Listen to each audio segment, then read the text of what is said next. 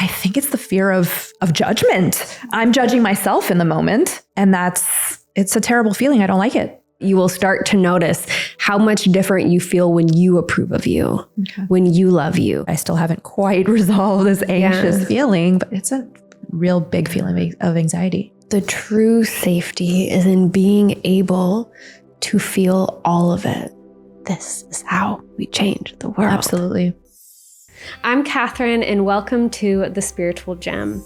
The purpose of this podcast is to demystify the inner work, to normalize vulnerability as a measure of bravery, and to teach you the transformational tools so that you can shed the layers of anxiety, depression, unworthiness, self-doubt, and walk this planet with the lightness, the joy, the clarity that is your natural essence. In each episode, you'll meet one of my private clients as they reveal their deepest traumas, inner woundings, limiting beliefs, so that you can see in real time what it looks like to truly heal by going within and meeting these inner parts with the love, with the medicine that they need. It fills me with life having these paradigm-shifting conversations, and I'm so excited to have you here. Welcome back to The Spiritual Gem. This is our second episode with Natalie. Hello. Yay. Oh. How are you doing?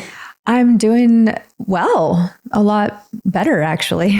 I would love to hear what has transpired since our last session, just a little bit of review and what you've noticed has been different in your inner environment in your day-to-day. Well, I feel like the main thing is that I do suffer from anxiety here and there, and I now have way more tools than I did before. I have fortunately been able to revisit the event, the moment that we discovered upon our last meeting. Yeah. And through just kind of redoing that again, at least a handful of times since I've seen you last, I've been able to overcome that which has been giving me anxiety way quicker. I mean, like within 5 minutes or so. It's just kind of like that feeling of safety that I've needed, really. Yeah, it's been very helpful.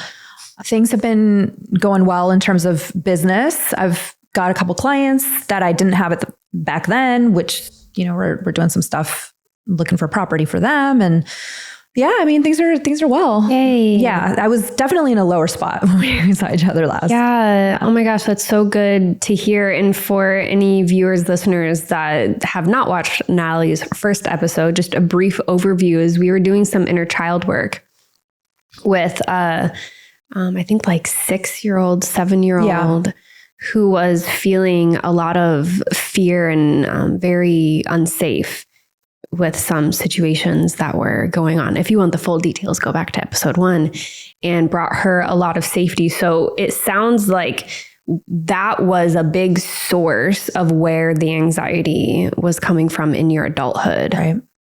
Yeah. So revisiting that moment and just reparenting myself again, like I said, a handful of times has been really helpful. I don't know if that's the protocol typically, but yeah, no, that it is. Yeah. Okay. Going back and like, over. Yeah, totally. That's a great way to continue the healing, is to go back and check on those little ones that we have done a process with and continue to soothe them. Yeah. You did that. Intuitively. Okay. Perfect. So it's been such a help. So I think in my healing of other things, I've just realized one day I'm just like magically like, oh shoot, that doesn't bother me anymore. And that was without having I'm sure there were tools that I just wasn't aware of that were helpful. But in this case, I just feel like it's going much faster, honestly, way faster. Yeah. And that's because we talked last session about the 3 core wounds. So the reason that you're noticing, wow, things are just easier for me, is that when we go to the core of whether it's safety, belonging, or worthiness, we're not hanging out on the surface level. When we go to the core, things on the surface level naturally start to change that aren't even related directly to the process that we did, because these things are so interwoven. Awesome. Yeah. I'm very grateful. Yay, So me too. Okay, beautiful. So your original goal for coaching had to do with your business, showing up confidently, authentically for your business, whether that's online or in-person conversations. Is there something that you would like to be coached on today? Do you have an intention? I would say a little bit further on being able to show up authentically and without fear, honestly. So I'm still just kind of wanting to go forward and continue on this path of showing up the way I need to in business. And I can either just do it, rip it off like a Band-Aid and just do it, just kind of force myself. But I feel that this is good for me in a variety of ways to uncover that which is making me a little resistant to it. So that way, when I actually do it, it'll be way easier, and I'll be able to continue it. It'll be sustainable in that way. And is there a particular action that you have in mind? Is it like posting online or marketing your services in some way that evokes a trigger response? Yes, I would say posting online is the most obvious to me.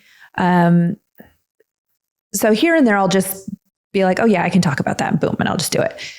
But I would say most things, I'm like, okay, so this is, I have my bullet points. I want to talk about it. I go for it. And then I'm just like, oh shoot, I'm ready to post. I'm like, oh shoot, I actually wanted to say this and I didn't, or maybe that's not totally correct, or maybe I could have said that better, or whatever. And I think it's the fear of judgment. I'm judging myself in the moment. Mm-hmm. So therefore, Yep. And it's a terrible feeling. I don't like it. I feel like the stuff I do post does get well received. So in the past, it's shown the opposite from, peers or clients, but it's that internal struggle. Mm-hmm. Totally. Well, it's all internal is the little secret. We think that we want this love and validation and approval from our followers and from our family and from our friends. Like, it's so seductive, this belief that if you just like me, if this group of people just likes me, if you approve of what I'm doing, then I'll feel good and I'll feel worthy. And it's just not the case. It just is the biggest lie that we tell ourselves, that someone else has the medicine that we need. It's always us. Yeah, exactly. So there I am, like trying to just push through. But you're right. It just doesn't matter. It doesn't matter how well received it is. I'm still going to question the next one. And I want to have a little bit less of that going forward, if not completely wipe it out. Yes, that is possible. People don't think that it's possible to be completely insourced with our own well-being and worthiness and acceptance and validation, but it is totally possible. And that's what we're going to do today. And now it might not just be this session that, changes the entire world for you, but you will start to notice how much different you feel when you approve of you, when you love you, when you are insourcing that sense of worthiness and belonging. And then it really just doesn't matter that much who disagrees with you online. It's like, it takes nothing from you. It's a completely different experience of being a human. Awesome. In life. It's crazy. Very cool. And I've been noticing that in your posts, especially lately. Where really? I'm just like, oh, okay. Yeah, I like it. Yeah. It's very much like, take it or not, whatever, Yeah, that's the energy of like, hey, this is what's on my mind, or this is what's true for me. Yesterday I was talking about Donald Trump. I was talking about my theories on his low self-worth, on his worth wounds. Yeah. And it's like, I might lose followers, and honestly, good if that happens, because we're not aligned in that case. Right. And yeah. And you're totally right. Absolutely. Those people, whether they were clients at one point, they aren't aligned with you and your vision, your all of that, or they would never become clients anyway, just because you're not aligned. So therefore, why do they have to be there? Exactly. So. And I actually haven't lost any followers. Oh, okay. I checked. I was like, oh, let's see if anybody left, and nobody has, which is interesting, But I have gotten a lot of messages of like, thank you for talking about this. And I was talking about, I don't know if you saw in my stories, I made a post about trans people and I did see that. Yeah. And how like LGBTQ, how they're really here to show us the possibilities of the spectrum of human expression, the prism of human sexuality and human expression in their ancient, they've been, this isn't a new thing. In indigenous cultures, they were called two-spirit beings, and they were actually revered. They were seen as very sacred beings. And it's like, okay, this war on these people, like what is going on? And I had many people reach out to me like, this is a breath of fresh air. Thank you for speaking on this. Like, you're welcome. So it actually magnetizes. Awesome. When you are in your authentic energy, it magnetizes people who are aligned with you, and it repels people who aren't. It's a gift, really. Mm-hmm. Totally. Hi, babe. Coming in here to say that if you like my energy, if you vibe with my teachings, get on my newsletter list. Some people use their newsletter as like a glorified sales page. Mine is more like an intimate look into my life, into my deepest teachings. It is where I share my heart. It is where I share my greatest insights and really my daily curriculum of what I'm learning. I bring that directly to you in your inbox. So go to the show notes and we can connect. Yeah. Awesome. So I definitely want to feel more of that. For sure. There's been times here and there, the company I work with is a huge company. It's Berkshire Hathaway. And I remember posting this video of me looking at a property, and I just chat like, oh, check out the property behind me, blah, blah, blah, blah, blah, real quick. I was wearing sunglasses, and I often wear heart-shaped sunglasses, often. And they were red heart-shaped sunglasses that day. They're usually white. And the manager at my, that Berkshire Hathaway was like, I don't think you should be posting with your red sunglasses. And I was like, oh, shoot, why? She's like, yeah, you just kind of want to be taken seriously. I was like, I'm like, what has shown you that I'm not being serious? Like, I mean, my sunglasses are a little kooky, but it's $1 million property and I've got $1 million clients and we're making all these transactions happen. But okay. So little things here and there have made me like question, what can I show? Totally. Well, is in the profession that you're in where it is more straight laced, right? Than coaching or being a healer. But still that shows you more of her programming and her wounding than yours, because people might be like, oh my gosh, like she looks funny or she looks fun, or like, okay, I want to talk to her. Yeah. Like, ooh, I want her to be my realtor. She has like some personality. I've been seeing all these other realtors and it's like talking to a wall. Yeah.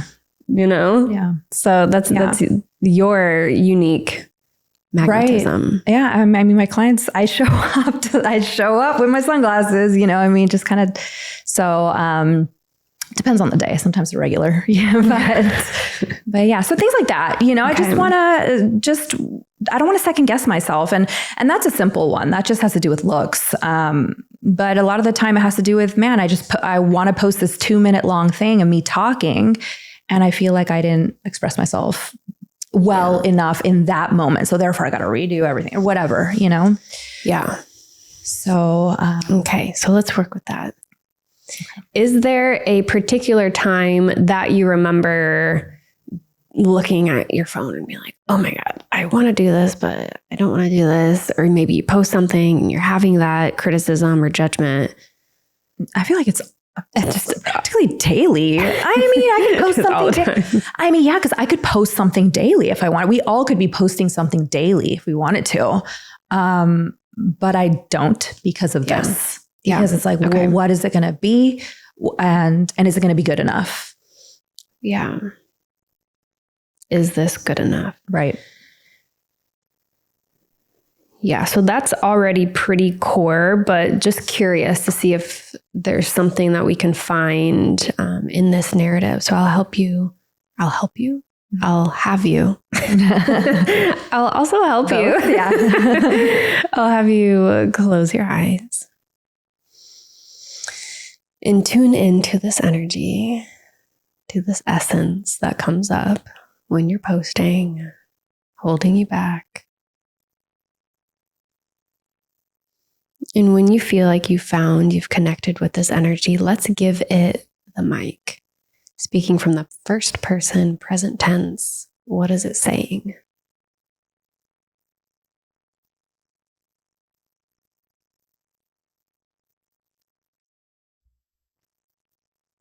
I'm unsure if this is good enough. I don't think that this could be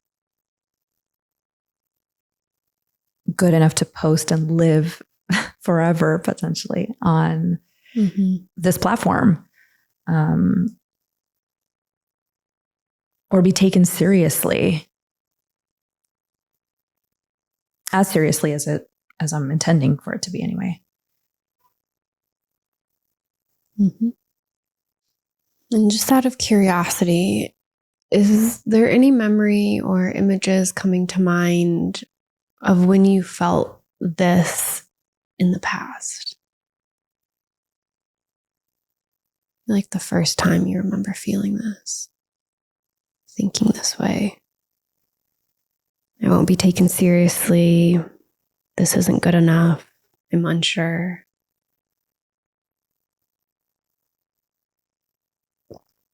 I think that there's a couple moments. One of them, both fifth grade, 10 years old. One time we had to memorize these poems and say them aloud to the class. And I had this poem memorized, but I bombed it in front of the class. I just forgot everything, basically, which was unlike me, honestly, because I've usually been pretty good about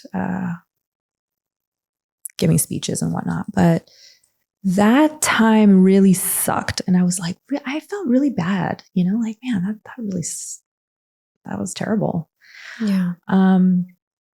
There was that time. And then there was another time where I was in the spelling bee and I was one of the last, maybe 4 or 5 in the class. And I bombed on this word and it was so stupid. It was the word autumn. And I knew a dog named Autumn. And in my head, I was associating it with the dog and not the actual word autumn. So I spelled it OTTOM, thinking like, oh, that's a name, And I was like, oh shoot. And like kids were like, huh? And afterwards I was like, oh shoot, that sucked too. So two, I know. So those 2 instances, I think, where I went in with my best foot forward, kind of doing well or thinking that I was, and then it just didn't pan out that way. Yeah. I would say those 2. Yeah. What I'm getting is embarrassment. Right? Yeah. Yeah, exactly. Which core wound do you think embarrassment comes down to? Is it belonging? It could be a little belonging. Not primarily. Safety? It's worthiness. Not primarily. Yes, really? Yeah. Okay. Yeah. Worthiness, at least in my experience. And, everyone's personal experience is, that's always what's true for you. In my experience, embarrassment always comes down to worthiness. Okay. Mm-hmm. And it can go into rejection, which is all 3 core wounds, which makes rejection really difficult. That's why rejection is really difficult to face, because it's all 3. It has to do with worthiness, belonging, and safety, especially on a psychological, evolutionary level. Rejection is was very, very unsafe for us back in, ancient tribal days. But we'll poke around and we'll see what's here. Yeah, it sucks to be embarrassed. That's a terrible feeling. I know. I actually have similar memories to you. I'll just share them briefly. I used to play piano, and I was in a piano festival. It was like every 3 years there was a festival, or maybe every year. I can't remember. No, it was every year. But you got points, and every 3 years you got a trophy if you had like perfect score. And I always had perfect scores. Anyways, I'm playing my piece, and I think I messed up, or I hit the wrong note. And then it was like full fight or flight. I completely lost access to all of my critical thinking. I had no idea how to play the song anymore. I think I was like 12. I was crying. I like played the last note. I was like, okay, I know where the last note is. I played the last note, and I'm trying to like get back to it. I can't get back to it. And I left the room crying. I know, it sucks. And there's an audience of parents, and I know my dad still tells me like that was so incredibly hard. Yeah. Like, to witness, and you're like, no, as a parent, you're like, no. Right. And in high school, Pom Squad, I was like, I really, really, really wanted to make Pom Squad. I love dancing.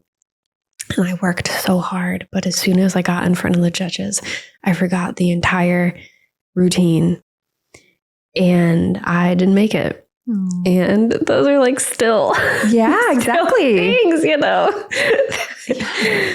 that stay with you. So I have empathy. Yeah, totally. I'm sure there's been other moments that I like tried to have forgotten. I'm sure we could pull them up, but yeah, those two I would say I think are the ones from my youngest years that I can remember. Yeah. Anyway, does one feel more charged than the other? I think the one that feels the most charged is the poem, because I had practiced it and I knew it. Yeah. So I feel like I let myself down because I knew it. I just wasn't able to remember. It had three verses, three parts to it, 3 paragraphs, whatever. And just in front of the class, I tried to get through one, couldn't start the second, got through halfway through the second, like it was just over and over. And I'm like, wait a minute, what is going on? Like, I know this thing.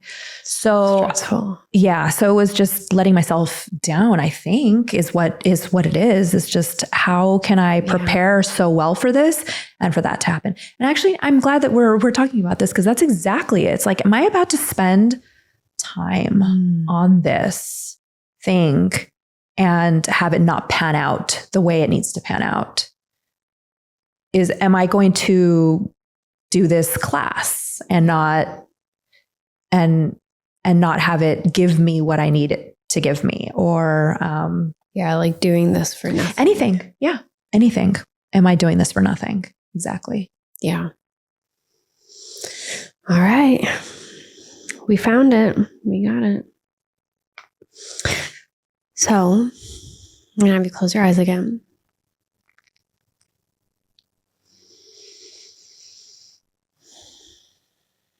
I'm going to time travel back to your little 5th grader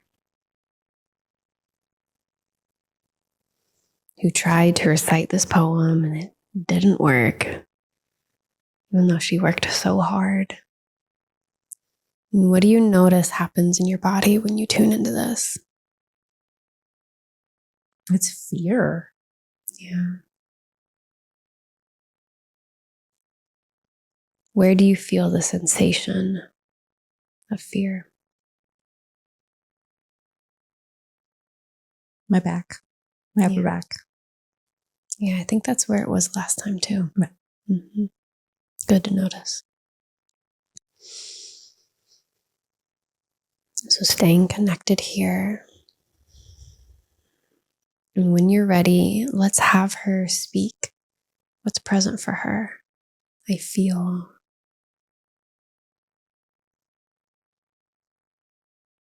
I feel scared that I tried my best. I planned to try to do my best. I did my best in preparation, and I somehow still failed the outcome. Mm-hmm. And that's scary. Yeah. Yeah. So it definitely creates a block. Like, well, now what? Yeah. There's some tenderness here. Definitely. I mean, my back is hurting. Yeah. Yeah, it's a scary feeling. I like, what is the point, Mm-hmm. What was the point of me having done that and I've prevented myself so many times since then to come up and give speeches, even when I've prepared, which is sad. Yeah. Well, full permission to feel whatever's already here.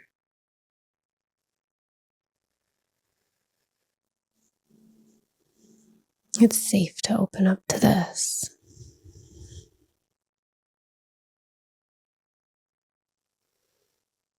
And staying with the sensations in your body. It's okay for them to be here right now.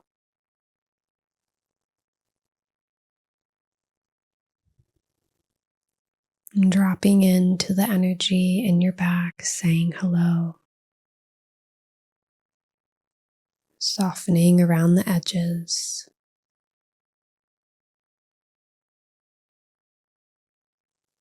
And what do you notice? What's present for you?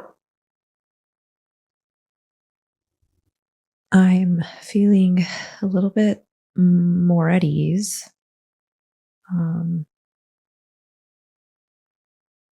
That's a tough resistance, a really big one. But physically, I'm feeling definitely more at ease.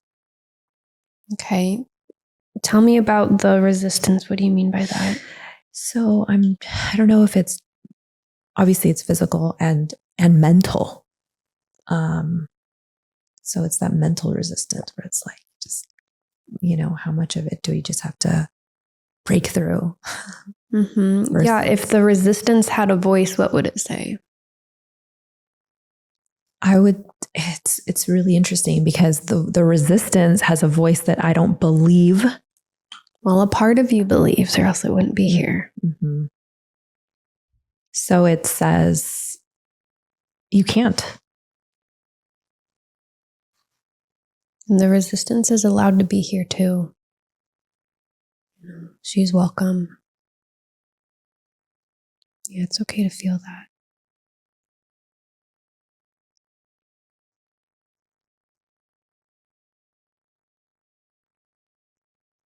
What else do you hear? You can't. This could be this could be just a big time waste.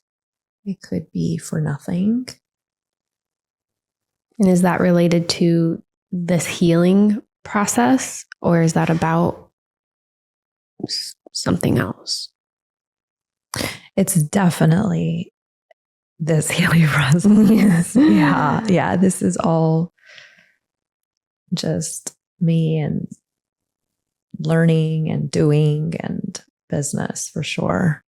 Yeah. So I'm curious about this. Let's let it talk a little bit more. Like, this is a time waste. This isn't going to work. You can't do this. Maybe it's outside of business too. When I think about it. It's about business too. Mm-hmm. How do you imagine that this resistance is serving you by telling you this story? It's trying to keep me safe. Mm-hmm. Just knowing, like, stay where you are, stay put. You're good here. Mm-hmm. Yeah, to me, it makes a lot of sense, because if this part can convince you that this is a waste of time, you can't do this, then there's no risk. Right. There's no risk in feeling this fear that you felt in 5th grade. There's no risk of embarrassment. There's no risk of failure. So I've got to get a little braver. What's your relationship like to this resistance when it comes up? So originally I said that it's stuff that I don't believe. I do, at least part of me. Otherwise I would just break through. But typically what ends up happening is I just end up listening. It's not that I believe I can't. A part of me knows that I can. And that part of me is the part of me that comes out when I actually do things. But that other side is like when I don't, or I'm just like, not today, or what would be the point, or whatever, is me giving into this potential waste of time.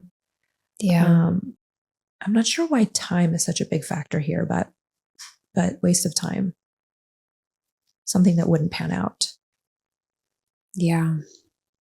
It's like, why bother? Right. Why bother? Exactly.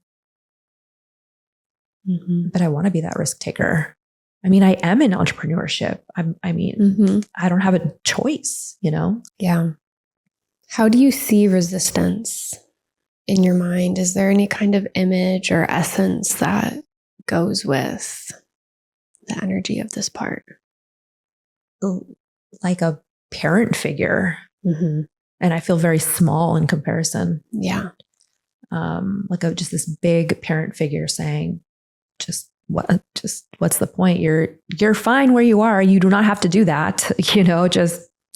You're good. Yeah. Is it one of your parents that you see? Yeah. Yeah, definitely. I'm not sure if I see my mom per se, but I see a figure that is a lot like her, like big and she's a matriarch, like very much so. Yeah. When do you think this part originally got developed? I mean, I didn't start noticing that I had this resistance until a few years ago when I became an entrepreneur. Before then, I just didn't have to go there. Yeah.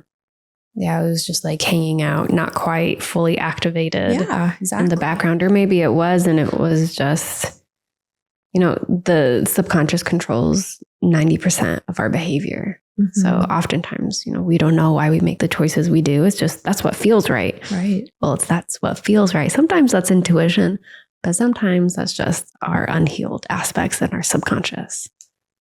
But that's what's so beautiful about entrepreneurship is that it cracks us open. Exactly. You don't have a choice. You have to break through. Exactly. And this is why I say business is a spiritual journey. Transformation is the entry key. Transformation is the entry fee. Because I've worked 9-to-5 jobs for a lot of my life, and it's just you don't think about these things. No, because that's safe. There's nothing at risk. Yeah. There's nothing at risk. Right. It's safe. Right. It's small. Yeah. And if the boss says, hey, get on a video and do this, it's like, okay, well, you have to because they told me to. Right. It's not like coming from your own volition, your own free will. Yeah. And that choice is, can make or break you. And that's why I'm here.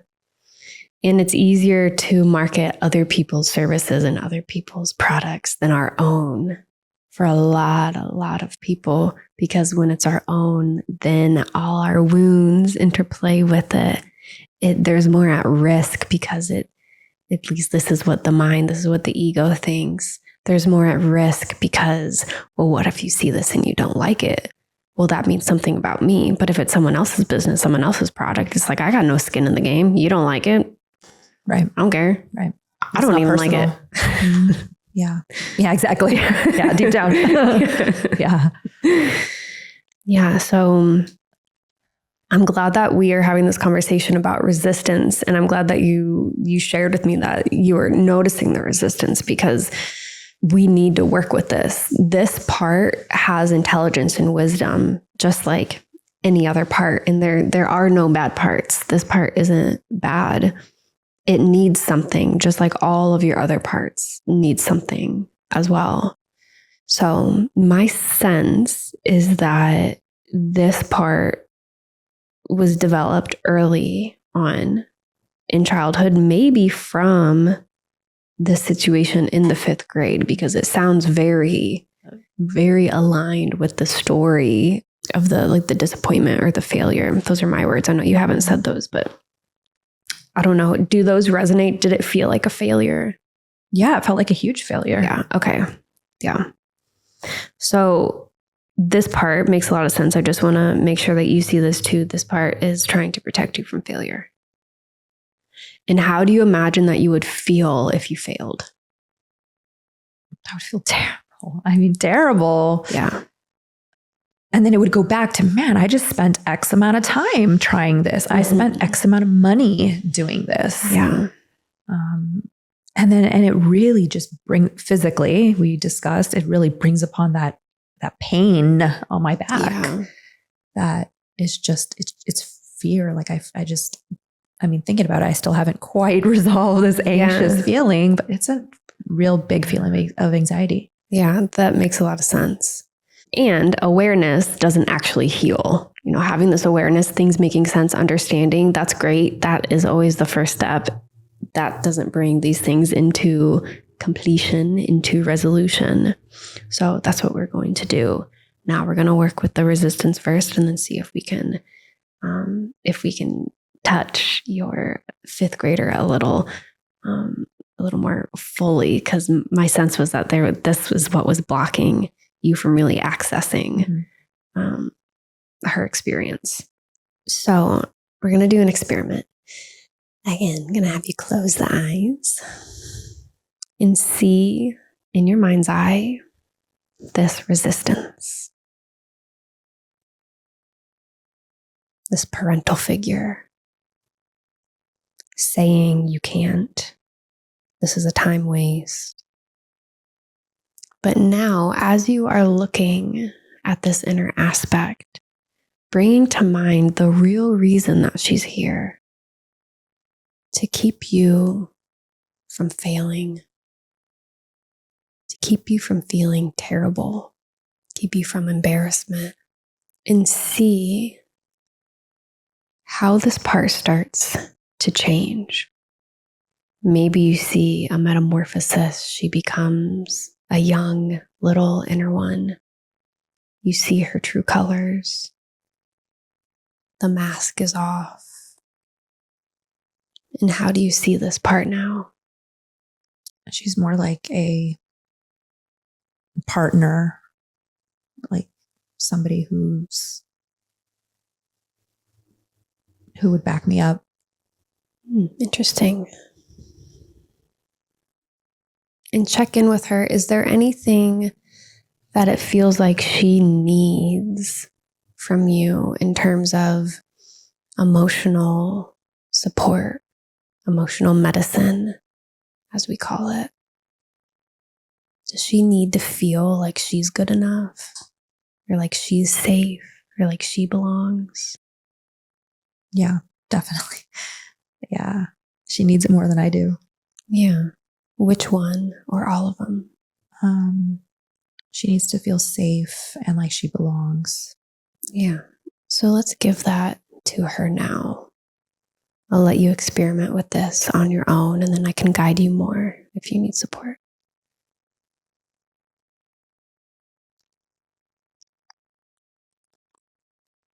And how is she receiving this?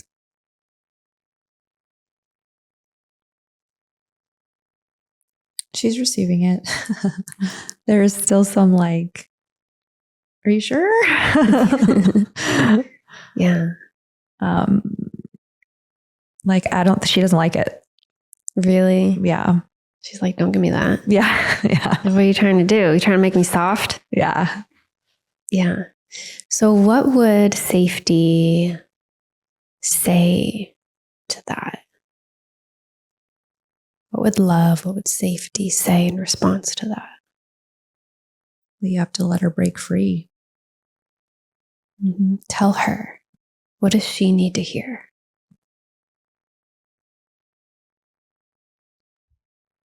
It's really interesting because I'm having a hard time saying like, okay, you got to let me go. It's like, I don't want you to let me go.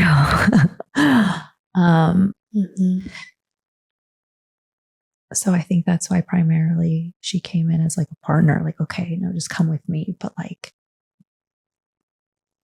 do it with me. Yeah. And she doesn't have to go away.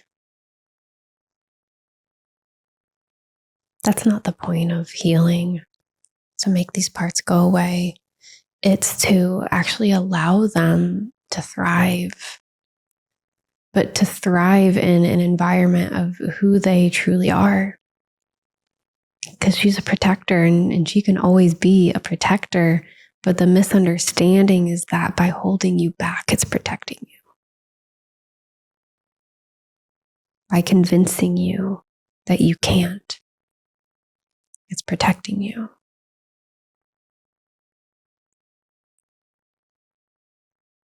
Yeah, it's okay to feel that.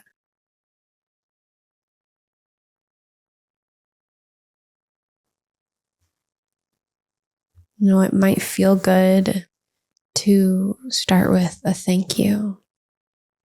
Thank you for trying to keep me safe for so long.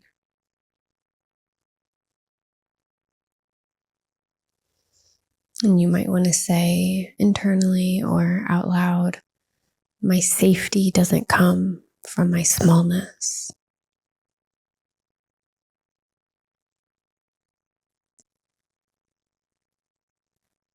My safety doesn't come from my smallness. And I know you've been trying for so long, and I'm so grateful that you've been on my team.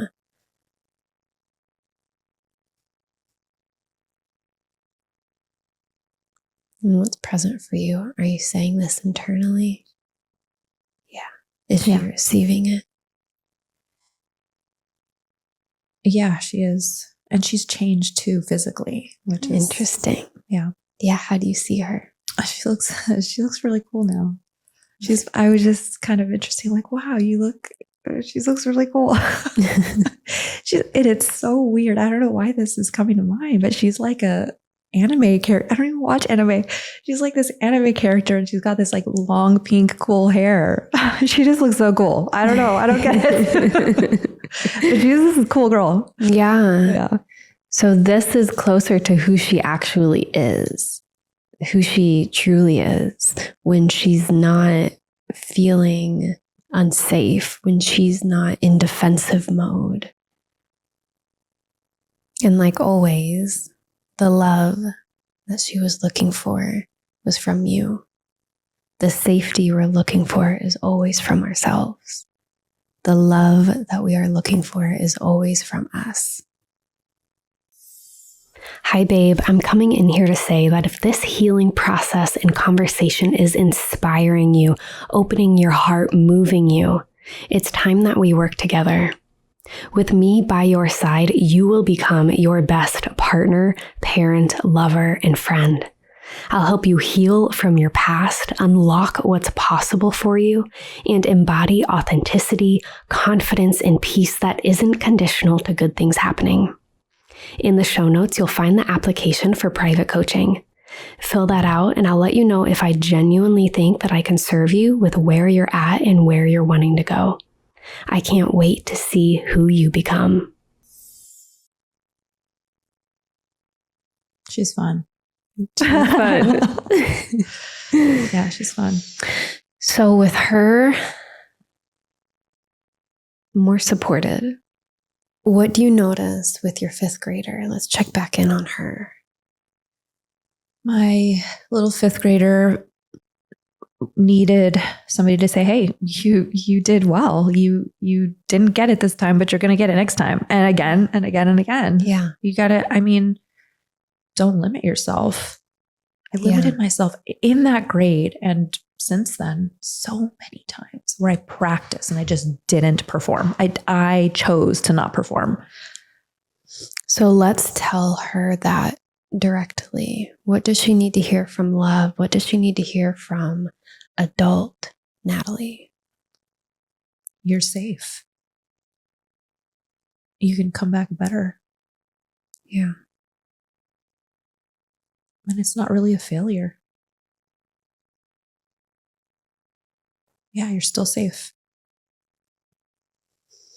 So I noticed something that when you're saying you're safe, you're shaking your head no. Is she believing that? Or are you believing that?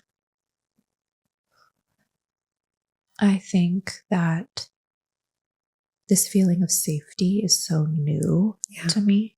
Yeah. That I'm still working to get there, or I'm much closer, but I'm obviously not quite there yet. Yeah. Let's do this. I'm going to say some sentences and you can change anything to make it more resonant for her. And we'll speak this out loud and just see if we can get this to sink in a little bit more for her. But before we do, scale of 0 to 100%, how fully is she receiving this from you currently? I would say like 70. Okay. So it's making its way in, but there's some room to go. Okay. So let's first take a moment to reconnect to love, to our true, natural, authentic essence. And calling in safety. And calling in support from the angelic realm, the ancestral realm, to be here with us in this healing moment.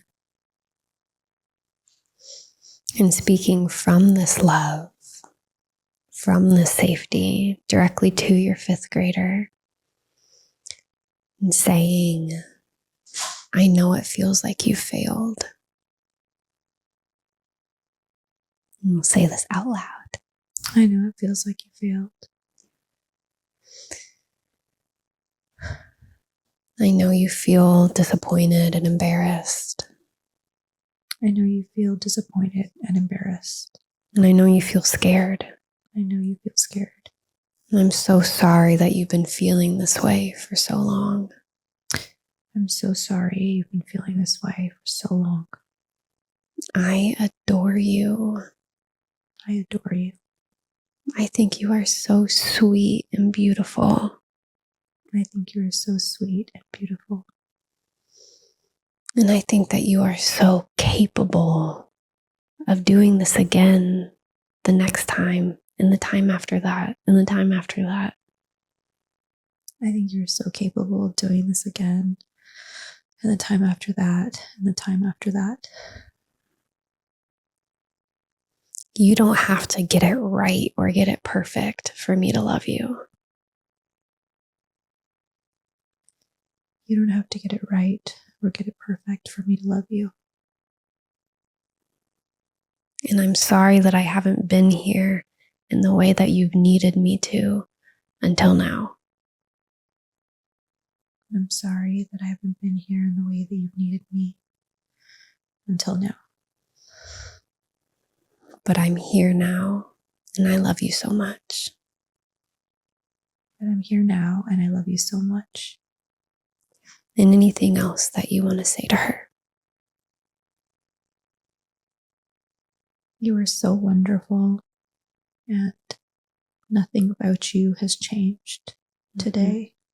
You're still going to be amazing. Yeah.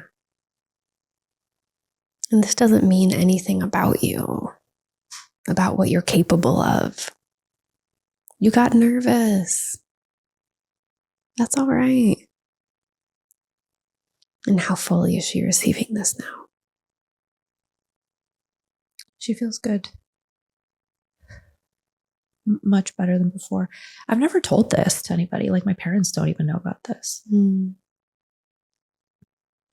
And thank you for sharing it with us. My little baby, she needs a lot of love. Yeah.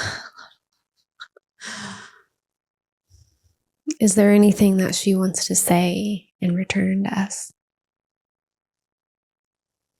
I practiced because I know I could do it, and I can do it again. Yeah. That's right. And look at how precious she is. How old is your daughter? 7. Yeah. So if she tried to memorize something, she got up in front of her class and she forgot it, would that change how incredible and precious and adorable and sweet and amazing she is? Not at all. Not at all.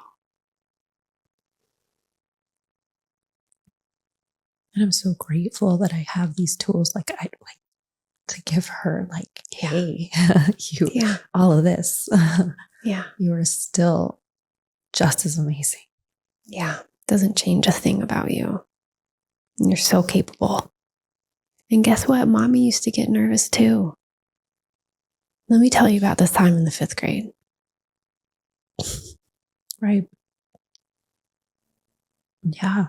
Only I can't let her stop herself the way I've done it, and I don't want to do it. I gotta stop it. And it'll be her journey if she does or if she doesn't, but it will be less likely. Right. It will be less likely because you are doing this work not only for yourself, but for her too. Right. So important for our children. I don't know. Our children, meaning like the world. Yeah. Yeah. So important. I don't know if we touched upon that in the last podcast, but I know we talked about it. I just don't remember if the cameras were rolling. Cameras were rolling or not. Yeah. But yeah, just really important work. Mm-hmm. Yeah. This is how the world changes bit by bit, especially when it makes its way down to the youth. Yeah. I love working with women who eventually want to become a mother, because it's like, oh, you are giving such a gift to your future family. True. Both epigenetically and just the fact that they're going to have a regulated parent, and hopefully 2 regulated parents. Right. This will allow you to choose someone as a partner who will also be healed and totally be able to do this work as well. Like, yes, this is how we change the world. Absolutely.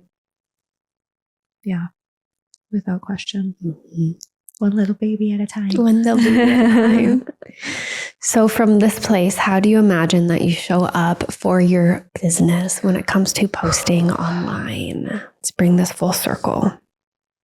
I think if I have to, I probably will have to spend some time with that resistance and just give it more acknowledgement. Mm-hmm. Thank it more often, and spend time with it if I have to, and just give and let it know that that I can be morphed, that I need more support and not resistance. I don't want that hurdle up anymore. Yeah. That support is more helpful to me than hurdles. Yeah. Yeah. Because, we're evolving. My life has changed. So I need, my new safety is not what it used to be. Exactly. The true safety is in being able to feel all of it and not avoiding a feeling because it is bad or scary. Like the true strength is being able to open to the experience of life. Right. To live our lives the way we want to live them. Not holding ourselves back in the name of protection anymore. It's like, I can handle this. I can feel this. It's okay. It can't hurt me. It's a feeling. And actually, our resistance to feelings hurts more than the feelings themselves. Yeah. Yeah. And it's a long and drawn out process. Like, how many days could I have done this? But instead I didn't. I'm sure it's even grander than that if I really stop to think about it. But yeah, that definitely, I know I'm going to be hanging out with her quite some time. Yeah. But she's not ominous anymore. So yeah, not scary, not like this parental figure. right. It's a partner, right. It's a friend. Yeah, exactly. Yeah, somebody who I can just rely on and be like, hey, yeah, what about this? Yeah, like, come help me. Right. Come, use your protective energy to support me in doing this thing that I feel called to do without shying away from it, without taking myself out of the game. Can you support me in this instead? Right.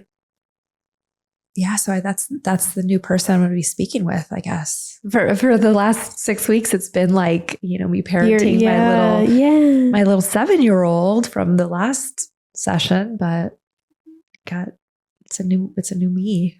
Yeah. So when you go to post something online, what's going to change now?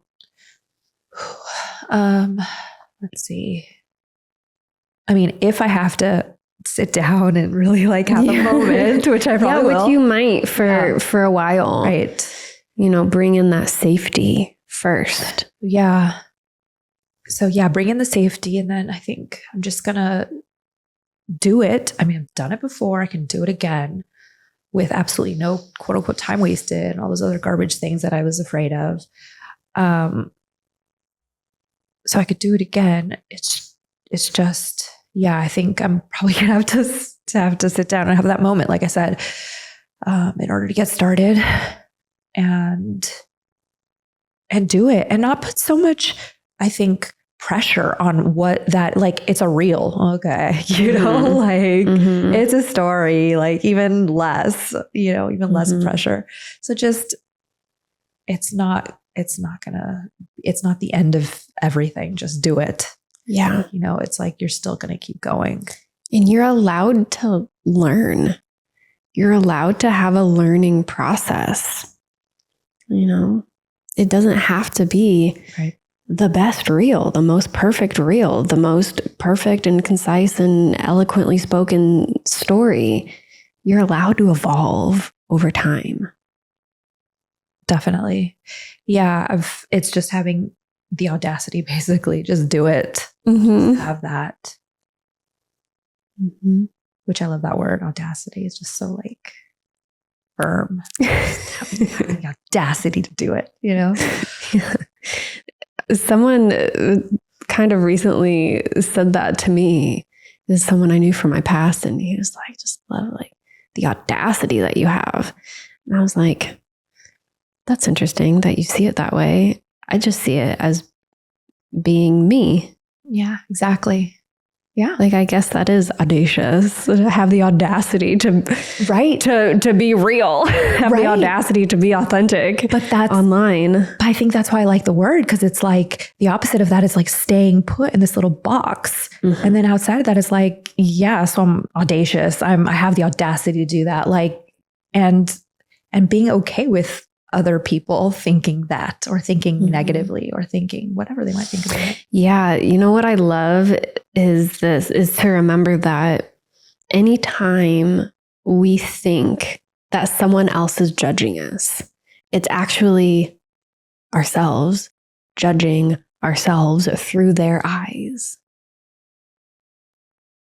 We can only project ourselves. That's a quote from Byron Katie, who's a teacher that I love. The world we see, the assumptions we make, the perceptions we have of other people, of ourselves, it's all coming from one place, and that's in here, in here. Yeah. So that's why people think so well of you, and you've lost no followers, and because you're audacious, and you're just like, yeah, I know what I said, and I stick by it. And that's exactly what I want. And I like, I've had it. It's just, girl, get through it. But anyway, I'm getting there. Yeah. You're getting there, session by session, bit by bit, coming back to what's true within you. And then it's like when you do this healing work, you assume people love you. Right. I assume that people have positive stories about me because I have a positive story about myself. When I walk into a room, this is also a Byron Katie quote. She said, when I walk into a room, I know that everyone loves me, even if they don't know it yet. Love it. Yeah. Like having that perspective, like people love me. Right. It's like, what's not to love? What's not to like? When you love and like yourself, that's the world that you experience. Yeah. Yay. What is one takeaway? What's something that you received that you never want to forget?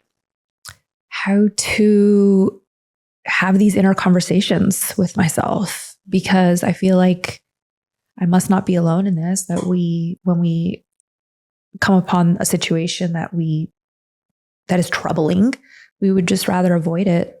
And we can't. You got to have a conversation with it in a lot of ways. Exactly. There really is no avoiding, because avoiding is actually just microdosing your trauma every day. And, like I said earlier, the subconscious controls 90% of our behavior. So avoiding it, it's like, well, it just gets sent to the back row. And actually, that's where all the shots are being called. So if we want to live free, if we want to live happy and joyful and in alignment with who and what we truly are, this is the way. Yeah. My default was avoiding for most of my life. I think I didn't start facing things head on until way recently. Yeah. And I just didn't know any better. Exactly. I have so much compassion. It's innocent. We're not taught this. And that's why it's so beautiful that you're able to pass this down to your daughter. Yeah. And she'll be able to pass it down, and they'll be able to pass it down.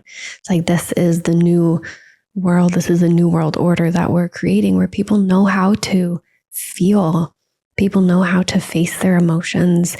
People know how to be happy and to be joyful, and how to love themselves. Because when you love yourself, it's natural that you love other people. Right.